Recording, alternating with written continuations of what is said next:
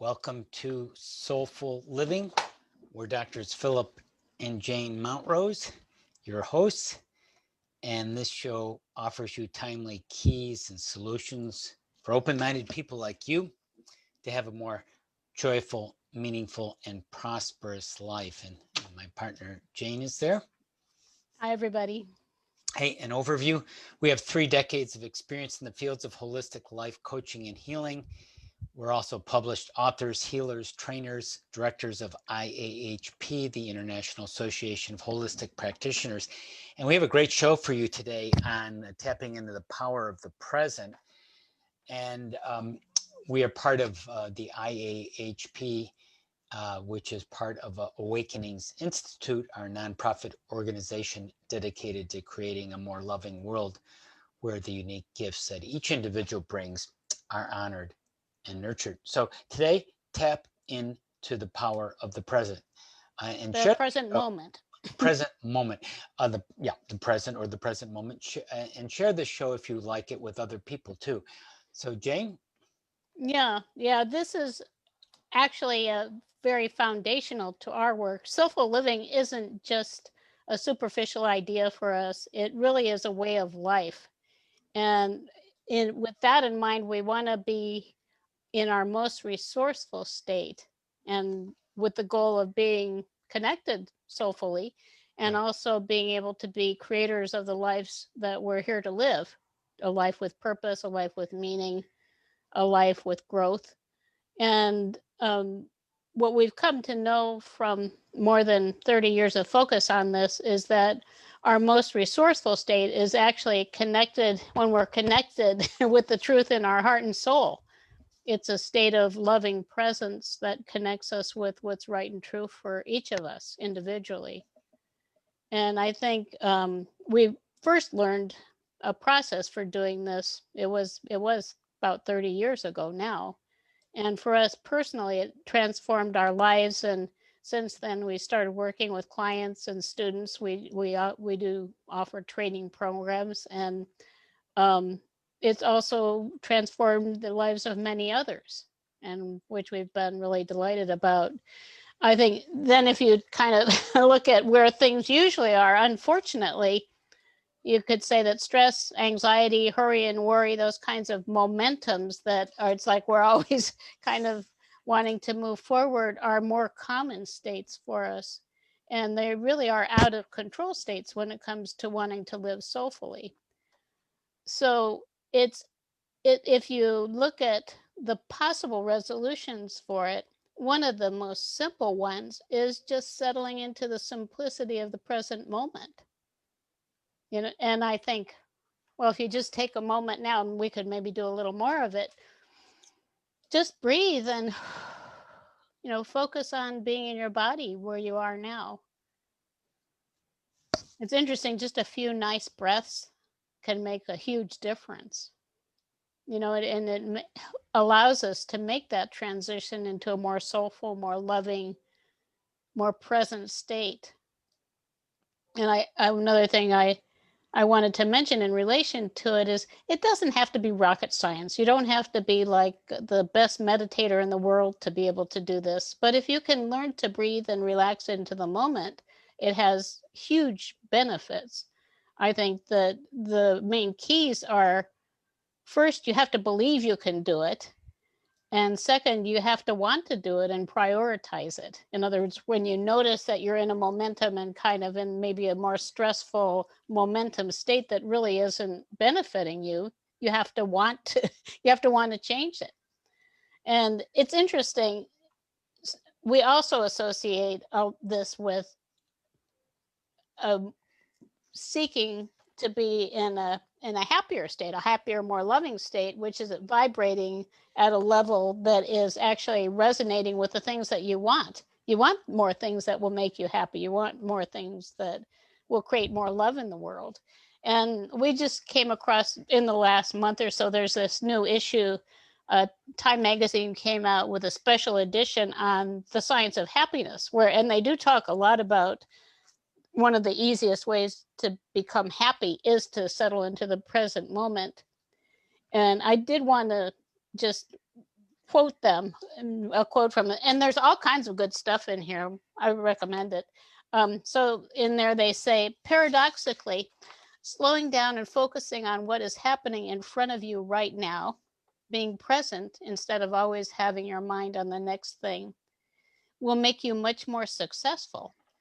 Research shows that remaining present rather than constantly focusing on what you have to do next will make you more productive and happier, and moreover, will give you that elusive quality we attribute to the most successful people, charisma.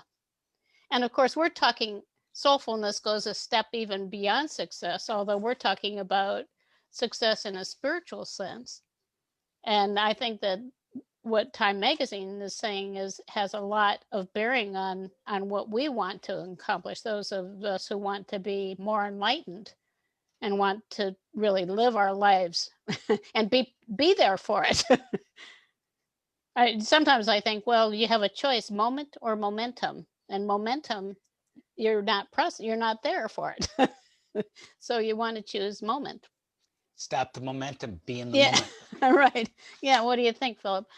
I like it. Yeah. And that brings us up to some of the resistances. Why aren't we living in the present? It seems sort of the obvious thing to do. Children seem to recognize it, and the way they're oriented when we were children, we were fascinated by things in the present. But what gets in our way? Well, part of it is the momentums. You know, one thing leads to another, and you're so far into this pattern, this being rolled over ahead of yourself, hurrying and worrying, that you're kind of lost. Even though you think you're in a comfortable, familiar place, you don't know what you're experiencing. You know, what happened today? You know, if you're in a momentum, you don't really know. I mean, if you review your life or review your day at the end of the day, which we recommend, you may not have a lot to remember because you're lost in a momentum. So that's a resistance to the present. Do you want to add anything to that one, Jane?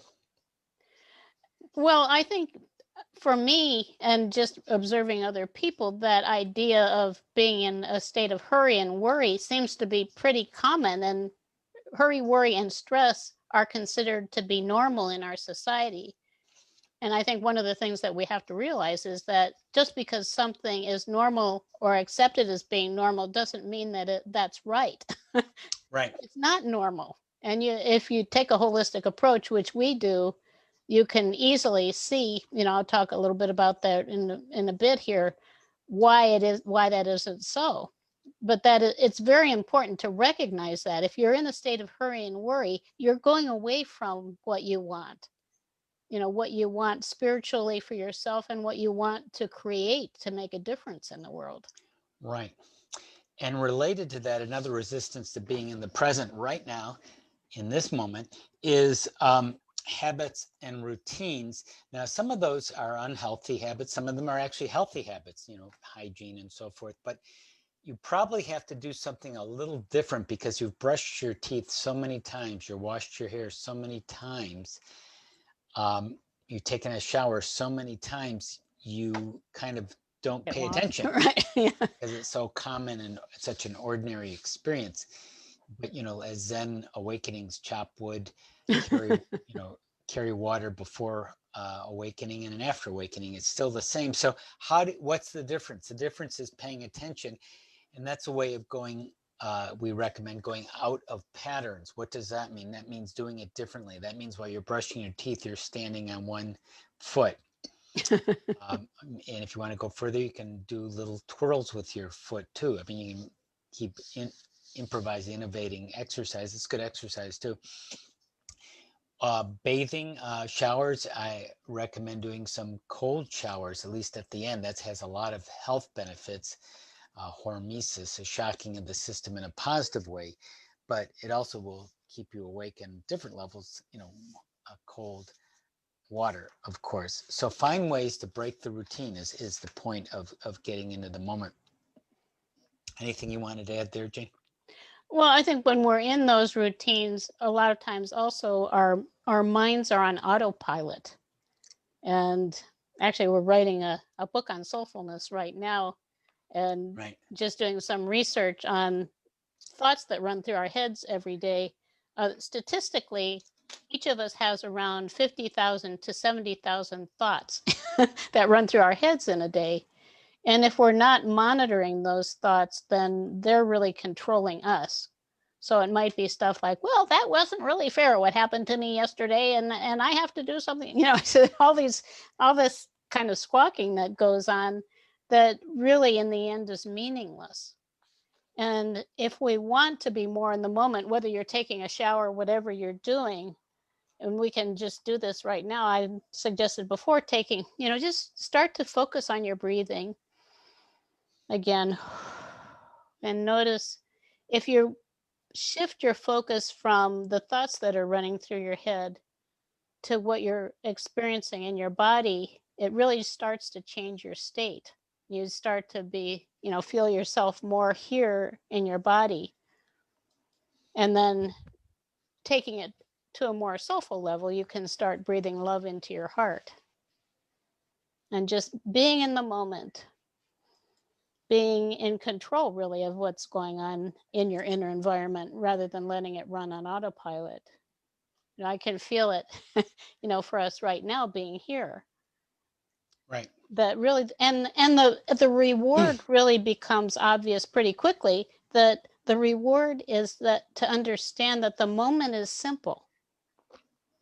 All the hurry and worry, regardless of what we have to do in the next hour or at 7 a.m. tomorrow, all we need to do right now is be here in this moment together.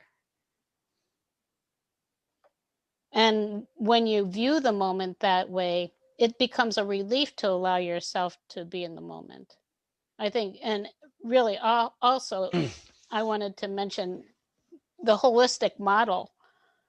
If you have momentums and distractedness and stress, it represses your sense of aliveness. This is the main measure that we use, which is the same as chi. You could say chi, life energy, aliveness. We use aliveness because it's how alive do you feel? How alive do you feel when you're realizing your purpose, doing something that is meaningful to you? So if you're in a momentum, if you're feeling stressed, you don't feel so alive. Your body starts to hunch over and you're tense and not at all in the moment. And holistically, you could say hurry and worry, all those things, confusion, anxiety, they're all indicators that we're off course spiritually. And you can tell that it's true holistically because it's destructive to the body. It's destructive on all levels, but it actually is destructive to the body. Stress has been associated with almost every imaginable disease, and in some cases it kills people. That's Right. that should be enough to say, well, I don't want to be that way. I want more of this. Happiness and love, they resonate together. Right. And you can easily see then, if you focus on just feeling, smelling the roses, or however you describe it, being in the moment and feeling good, think of something that makes you feel good. That has the opposite effect holistically.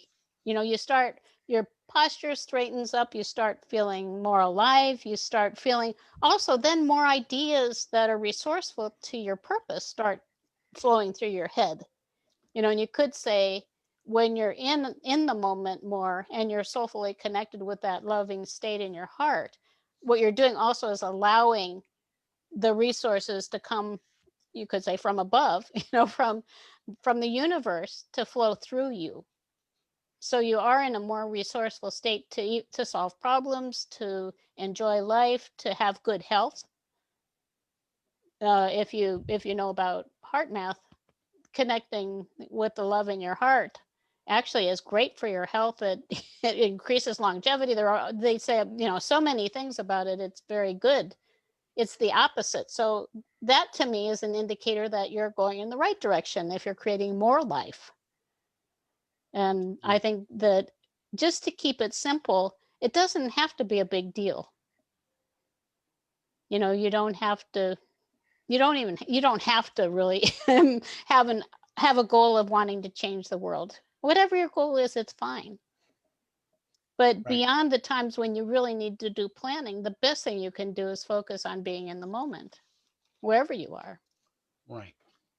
So we've covered some of the reasons people resist being in the moment. I want to review them and add two more. That there's momentums, there's habits and routines, there's stress, as we were just talking about, and fourth, I'm going to add imagination to the list. So there's the Right, Walter that's the way those thoughts. the Walter Mitty living a kind of a fantasy life, where you're sort of living a dull life and you just fantasize to get out of the boredom of it. And it can be a negative imagination or even positive imagination, like Walter Mitty being the hero in his fantasy world. Um, so that's something to be aware of. Yes, imagination can be very powerful and useful for creativity. It's vital, and we could do a whole show on that. Maybe we will. But in terms of being out of the moment, it could be what neuroscientists called your default mode network, part of your brain network. It's a different way currently brain scientists map the brain. So a certain way of kind of imagining what's going on, and you're worried about what people think and your self-image and so forth. And so you're in this fantasy imaginative world, which takes you out of the present. So that's one of the 4 or 5 resistances to being present. Did you want to add anything to that one, Jane? Oh, no, not offhand. Okay, the last one I'll just mention is real brief, which is almost self-evident, but it's an important one, and it's devaluing being present. Or stated differently, if you don't value, put a high priority on being present, you're going to be lost in the other 4 problems. Momentums, habits, stress, and imagination is going to get you down, and you're the day will end and you go, what happened today? It was just a stressful day. I don't even know what happened. Right. Yeah. Now, another thing I would say about being in the moment, of course, you want to be in the moment and feel good, right? Yes. And actually, as I mentioned before, that's you want to vibrate at a high rate. So be joyful and loving. That's going to attract more things that are joyful and loving for you.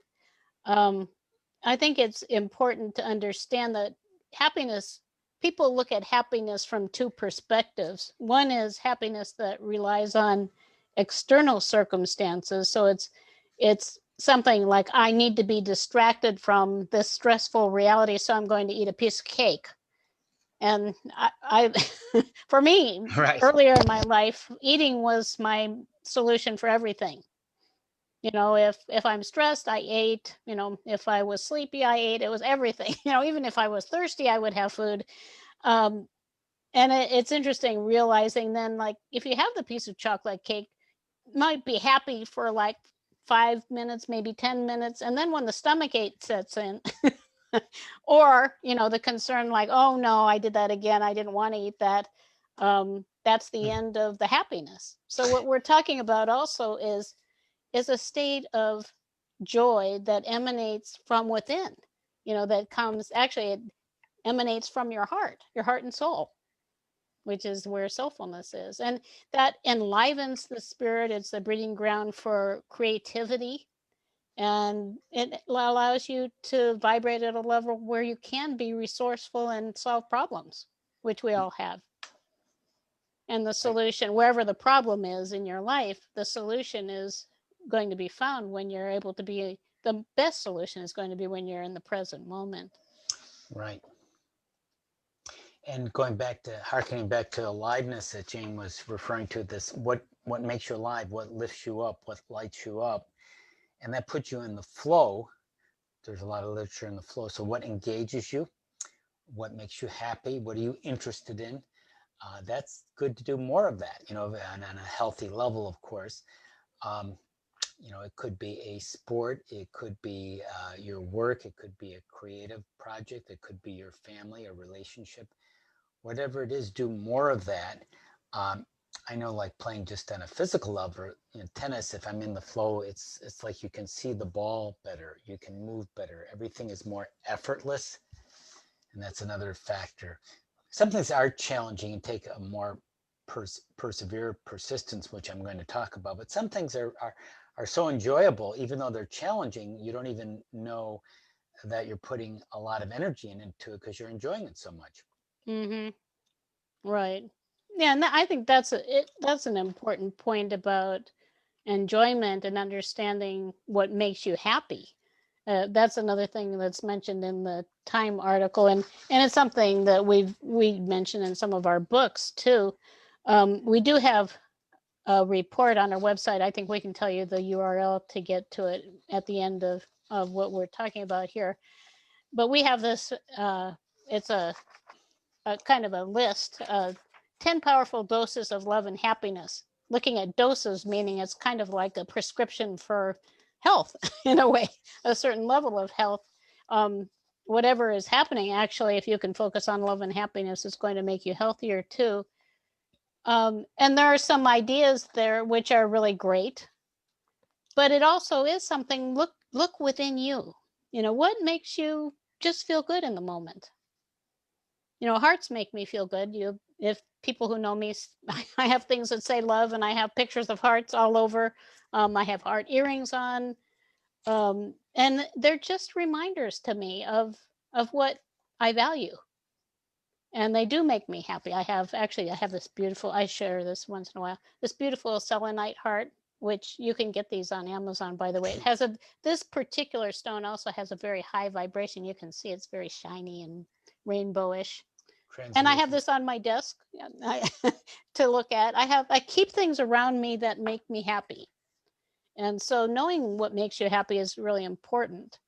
It's interesting. And if you're a person who works with clients, many people don't believe that they can change their stress level or their happiness level. You could call it a set point, as if it's kind of set there and it's set in stone and it's never going to change. That's not true. We do have all these kind of a past that affects us, but we don't have to allow that to limit us. We can, if we start looking at just small things, looking at a beautiful picture. I have a picture on the wall in front of me.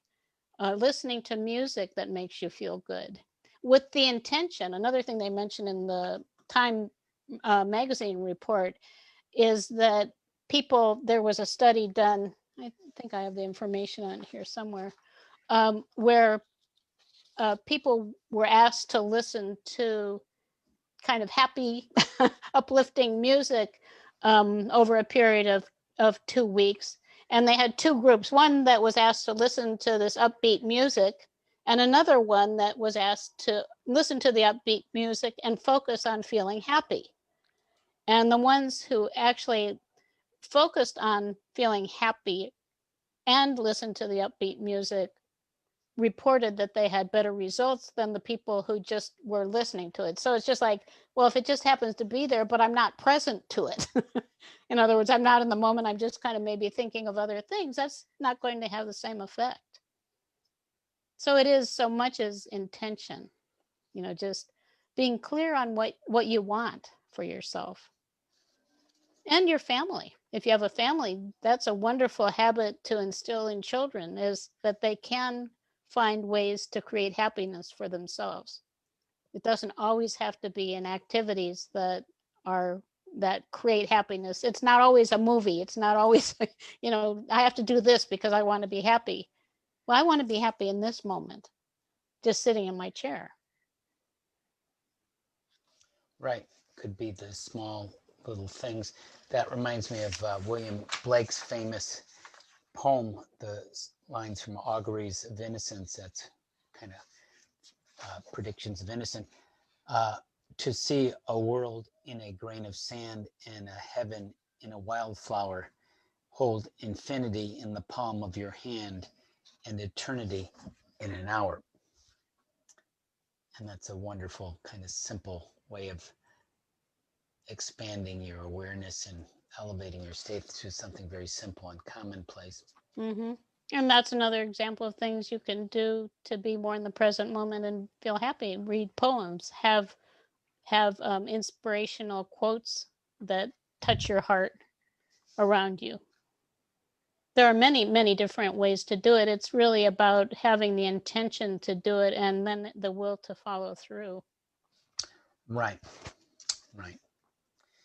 Another aspect of being present, we talked about being in the flow and the intention and the will to follow through, is this idea of accepting things. There's a certain level of acceptance, because when we resist whatever is occurring, that takes us out of the present.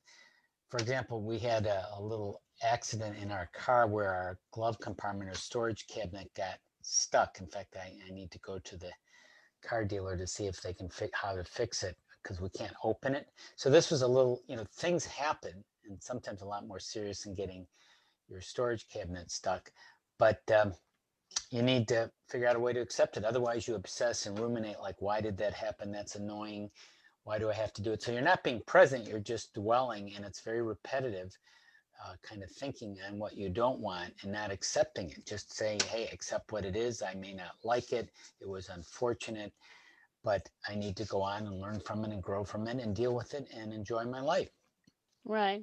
Yeah. Yeah. And that's one of the things that you could say it's like one of the prescriptions for being happy. Don't sweat the small stuff. Accept what is. Most of life is the small stuff, is right. the Right. follow-up tagline there that I am. Right. And don't spend a lot of energy on things that you can't control. Right. Because we're here right now, and there are a lot of things in the world we can't control. We can contribute in whatever way we want to creating a better world, but there are a lot of things that are happening we can't personally do anything about them. Yeah. Right. And it's easier just to accept that and move on to the things that we can control and the things that we can contribute, and be present to those and feel good about that. Yeah. And that's how you can create a purpose and a purposeful, well-lived, fulfilling life, by just figuring out what you want to do, doing what you can every day, every moment, and saying, I did my best. I'm happy. I'm satisfied. I'm grateful. I'm fulfilled. Right. Yeah. Yeah, and it's wonderful when you can do that. It really is. It's a wonderful feeling just to be able to be in the moment and let go of the things that you can't change, and not sweat the small stuff, and enjoy each other. Right. And we have a couple little dogs who create amusement around around the house. And little things to fix sometimes. Right. Anything else, Jane, you wanted to add about tapping into the present moment? Well, I think just the main prescription is whenever you feel that you're in a momentum, you notice you're feeling stressed, anxious, confused, hurry and worry, find a way to just step back. And if you can, actually, if you're working or something, being able to go outside maybe and get some fresh air or whatever. But the main thing really is just wherever you are, that you can settle back and focus on breathing and get out of all those thoughts, because those automatic thoughts that are going through your head are often the biggest problem that you're having, because they keep talking about things that you may not even want to cultivate. Yeah. So just be in your body, breathe and be in your body. Get in nature. And focus on, focus on something positive and the love in your heart. I mean, that would be, to me, the beginning thing. Whenever I notice, that, or as often as I can, and don't ever beat yourself up, well, I forgot it all day long. It's okay. When you think of it, just settle in, be in the moment and breathe. A flow, I thought your idea, talking about flow, that's another thing, moving through life with joy, ease, and flow. When you're in an activity, just, and you may not be in a position of stopping, like if you're driving in your car, you can't just well, you can, I suppose, but you don't have to even pull over to the side of the road. Just breathe and affirm that you're living with joy, ease, and that everything is flowing. Actually, if you imagine the traffic flowing, I've noticed it actually does. It flows much better. Right. Right. Yeah. Be in the flow, get out in nature, connect with people that you like and love. Right. Okay, well, this was another episode of Soulful Living with Phillip and Jane Mountrose. If you like the show, please share it with others. Jane, we wanted to mention the little happiness tips. Was that Right. on the? Yeah, we have a on our website. It's gettingthrough.org, which is gettingthru.org / spiritual. That's there are different parts to our site. That's the spiritual living part of our website. There's a link for instant access to 10 a tip sheet with the 10 powerful doses of love and happiness that you can access immediately when you go there. And it's a starting place. Mm-hmm. And It's a good then starting focus place. on what, start to notice things, simple things that make you feel good. Right. And just don't expect like transformational change right away. Sometimes people experience really fast changes, Mm-hmm. um, but just notice, try to feel a little better. Right. Try to find ways and feel more present, reduce stress, be more in the moment. That was getting thru.org/spiritual for that little 10 happiness tips that we have for free Right. there. Right. And join us every week. We have every week. Our goal is to provide tips that you can use during the week to lead a life more soulfully. And the title of the show each time is an affirmation you can use. So the Right. affirmation today is tap into the power of the present moment. And you can write that. You could write that on cards and put it around your house to remind yourself. Yes, it's an affirmation plus a tip and a strategy all rolled into one, and that's what we Right. do every week with either myself and Jane, and we have guests Yeah, a lot of a times we have couple of guests times a too. month too, so that's good. Right. Yeah. So focus on being in the present now and this week, And for enjoy. the rest of your life. Enjoy. Remember, our main website is getting thru.org/holistic. Gettingthru.org/holistic, and we value your support and tuition for our courses and other purchases help our mission of creating a more loving world and to share the message of love with those around. That we hope you do that, and we wish you a wonderful week. Right. Bye, everybody. Bye bye.